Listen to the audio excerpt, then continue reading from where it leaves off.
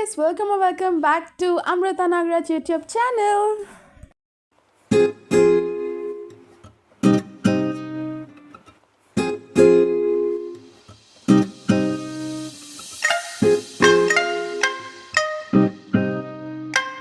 So guys, ಇವತ್ತು ನಾನು ನಿಮ್ಮೆಲ್ಲರಿಗೂ ಸಿಂಪಲ್ ಆ್ಯಂಡ್ ಈಸಿ ಆಗಿರೋ ಫಿಶ್ ಸಾಂಬಾರ್ ರೆಸಿಪಿನ ಹೇಳ್ಕೊಡ್ತೀನಿ. ಈ ರೆಸಿಪಿ ನಮ್ಮಮ್ಮಂಗೆ ಅವರಮ್ಮ ಹೇಳ್ಕೊಟ್ಟಿರೋದು.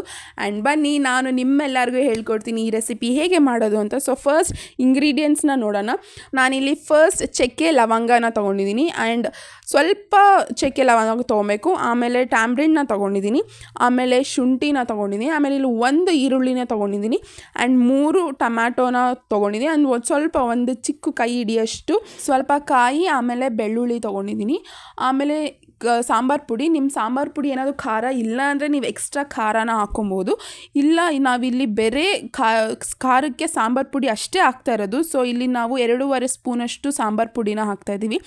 ಆಮೇಲೆ ಪುದೀನ, ಕೊತ್ತಂಬರಿ, ಕರಿಬೇವೆಲ್ಲ ತೊಗೊಳ್ಬೇಕು. ಆಮೇಲೆ ಇದು ಎಲ್ಲ ಮಿಕ್ಸ್ಚರ್ನ ನಾವು ಮಿಕ್ಸಿಗೆ ಹಾಕ್ಕೊಂಡು ರುಬ್ಕೊಬೇಕು. ಇಲ್ಲಿ ಎಲ್ಲನೂ ಒಂದೇ ಸಮ ಹಾಕ್ಕೊಂಡು ಟೊಮ್ಯಾಟೊ, ಕಾಯಿ ಎಲ್ಲ ಹಾಕ್ಕೊಂಡು ಫಸ್ಟ್ ರುಬ್ಕೊಂಡ್ಬಿಡೋಣ. ನಾವು ನೀರು ಹಾಕ್ದಿರ ರುಬ್ಬಬೇಕು, ಯಾಕಂದರೆ ಟೊಮ್ಯಾಟೊ ನೀರನ್ನ ಬಿಡುತ್ತಲ್ವ, ಅದಕ್ಕೆ ನಾವು ನೀರು ಹಾಕ್ಕೊಂಡಿರ ಎಲ್ಲ ಇಂಗ್ರೀಡಿಯೆಂಟ್ಸು ಎಲ್ಲನೂ ಒಟ್ಟಿಗೆ ಹಾಕ್ಕೊಂಡು ರುಬ್ಬಬೇಕು, ಸ್ಮೂತಾಗಿ ಪೇಸ್ಟ್ ಮಾಡಿಬಿಡ್ಬೇಕು. ನಮ್ಮ ಫಿಶ್ ಸಾಂಬಾರ್ಗೆ ಮಸಾಲ ಬಂದು ಇಷ್ಟೇ.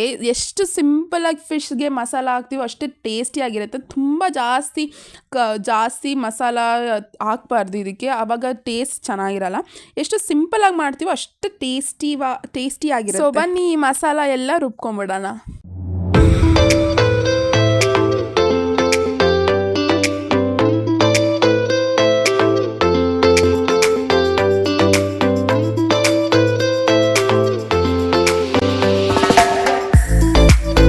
ಇವಾಗ ಈ ಮಸಾಲಾನೆಲ್ಲ ಸ್ವಲ್ಪ ತರಿಯಾಗಿ ರುಬ್ಕೊಂಡಾದಮೇಲೆ ನಾವಿಲ್ಲಿ ಸಾಂಬಾರು ಪುಡಿನ ಹಾಕ್ತಾಯಿದ್ದೀವಿ. ಯಾಕಂದರೆ ಅದು ಫುಲ್ ಮಿಕ್ಸಿ ಜಾರೆಲ್ಲ ತುಂಬೋಗಿದ್ದರೆ ನೀವು ಆಮೇಲೆ ಹಾಕ್ಕೊಬೋದು, ಈ ಥರ ಸ್ವಲ್ಪ ಅರ್ಧ ರುಬ್ಬಿಟ್ಟು ಹಾಕ್ಕೊಬೋದು.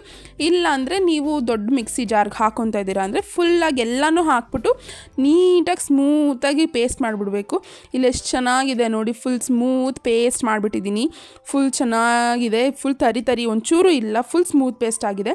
ಸೊ ಬನ್ನಿ ಇವಾಗ ರೆಸಿಪಿನ ಸ್ಟಾರ್ಟ್ ಮಾಡೋಣ. ಫಸ್ಟ್ ಒಂದು ಬಾಣಲೆಯಲ್ಲಿ ಎಣ್ಣೆ ಹಾಕ್ಕೊಬೇಕು. ಎಣ್ಣೆ ಸ್ವಲ್ಪ ಕಾದ್ಮೇಲೆ ಜೀರಿಗೆನ ಹಾಕ್ಕೊಬೇಕು.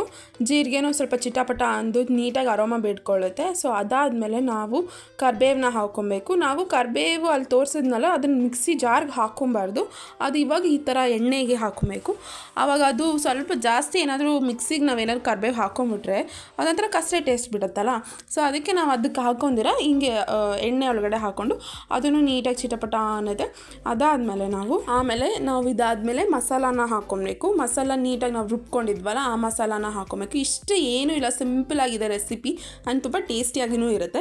ಸೊ ಈ ಮಸಾಲಾನ ಹಾಕ್ಕೊಬೇಕು. ಮತ್ತು ಮಿಕ್ಸಿ ಜಾರಲ್ಲಿ ಏನಾದರೂ ಎಕ್ಸೆಸ್ ಮಸಾಲ ಏನಾದರೂ ಮೆತ್ಕೊಂಡಿದ್ರೆ ಅದಕ್ಕೂ ಸ್ವಲ್ಪ ನೀರು ಹಾಕ್ಕೊಂಡು ಅದನ್ನು ಹಾಕ್ಕೊಂಡು ನೀಟಾಗಿ ಅದನ್ನು ಕಲಿಸ್ಬೇಕು. ಆಮೇಲೆ ನೀಟಾಗಿ ಅದನ್ನು ಕುದಿಯೋಕೆ ಬಿಡಬೇಕು. ಯಾಕಂದರೆ ನಾವು ಈ ಟೈಮಲ್ಲಿ ಮೀನು ಹಾಕಿಬಿಟ್ರೆ ಮೀನು ಕಂಪ್ಲೀಟಾಗಿ ಬಿಟ್ಕೊಂಡ್ಬಿಡುತ್ತೆ. ಅದಕ್ಕೆ ನಾವು ಇವಾಗ ಮೀನು ಹಾಕೋಂಗಿಲ್ಲ, ಜಸ್ಟ್ ಮಸಾಲ ಹಾಕಿ ಮಸಾಲಾನ ಬೇಯಿಸ್ಬೇಕು. ಅದು ರಾ ಸ್ಮೆಲ್ ಏನಿದೆ ಅದನ್ನು ಹೋಗಬೇಕಲ್ಲ, ಸೊ ಅದನ್ನು ಬೇಯಿಸ್ಬೇಕು. ಇಲ್ಲಿ ನಾನಿವಾಗ ನೀರನ್ನ ಹಾಕ್ಕೊಳ್ತಾ ಇದ್ದೀನಿ. ಆ್ಯಂಡ್ ನೀರು ಹಾಕ್ಕೊಂಡಾದ್ಮೇಲೆ ಅದು ನೀಟಾಗಿ ಬೇಯಿಸೋಣ, ಕುದಿಯೋಕ್ಕೆ ಬಿಡೋಣ. ಆಮೇಲೆ ನಾವು ಇದಕ್ಕೆ ರುಚಿಗೆ ತಕ್ಕಷ್ಟು ಉಪ್ಪನ್ನ ಹಾಕ್ಕೊಬೇಕು.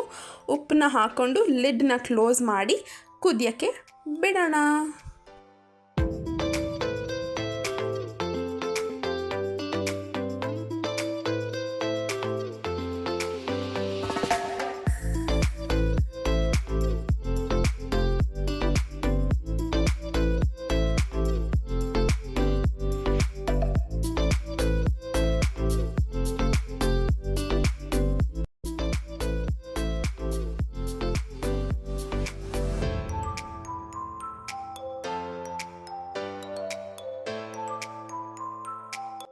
ಇವಾಗ ನೋಡ್ತಾ ಇರ್ಬೋದು ಎಷ್ಟು ಚೆನ್ನಾಗಿ ಕುದೀತಾ ಇದೆ.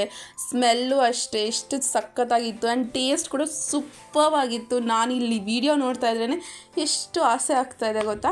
ಆ್ಯಂಡ್ ಇವಾಗ ಇದಾದಮೇಲೆ ನಾವು ಸ್ಟೋವ್ನ ಸಣ್ಣ ಮಾಡಿಬಿಟ್ಟು ಮೀನನ್ನ ಹಾಕ್ಕೊಬೇಕು. ನಾನಿಲ್ಲಿ ಬ್ಲ್ಯಾಕ್ ಪಾಂಪ್ರೆಟ್ ಮೀನನ್ನ ಹಾಕ್ಕೊತಾ ಇದ್ದೀನಿ. ಸೊ ಇದನ್ನು ಹಾಕ್ಕೊಂಡು ಸಣ್ಣ ಮಾಡಿಬಿಟ್ಟು ಒಂದು 10 ನಿಮಿಷದಿಂದ 15 ನಿಮಿಷವರೆಗೂ ನಾವು ಇದನ್ನು ಸಿಮ್ಮಲ್ಲಿ ಬೇಯಿಸ್ಬೇಕು ಮೀನನ್ನ. ಇಲ್ಲ, ಯಾಕಂದರೆ ಹೈ ಫ್ಲೇಮಲ್ಲಿ ಬೇಯಿಸಿದ್ರೆ ಮೀನು ಬಿಟ್ಕೊಂಡ್ಬಿಡುತ್ತೆ. ಅದಕ್ಕೆ ಲೋ ಸಿಮ್ಮಲ್ಲಿ ಒಂದು 10-15 ನಿಮಿಷ, ಇನ್ನೊಂದು 20 ನಿಮಿಷವರೆಗೂ ಲೋ ಸಿಮ್ಮಲ್ಲಿ ಬೇಯಿಸಬೇಕು. ಆ್ಯಂಡ್ ಇಷ್ಟೆಲ್ಲ ಪ್ರಾಸೆಸ್ ಆದಮೇಲೆ ನಮ್ಮ fish sambar is ready to serve. Super tasty and delicious ಆಗಿರುತ್ತೆ. ಸೊ ನಿಮ್ಗೇನಾದರೂ ಈ ರೆಸಿಪಿ ಇಷ್ಟ ಆದರೆ ಲೈಕ್ ಮಾಡಿ, ಶೇರ್ ಮಾಡಿ ಆ್ಯಂಡ್ ಸಬ್ಸ್ಕ್ರೈಬ್ ಮಾಡಿ. ಮುಂದಿನ ವೀಡಿಯೋ ಜೊತೆ ಸಿಗ್ತೀನಿ. ಬಾಯ್.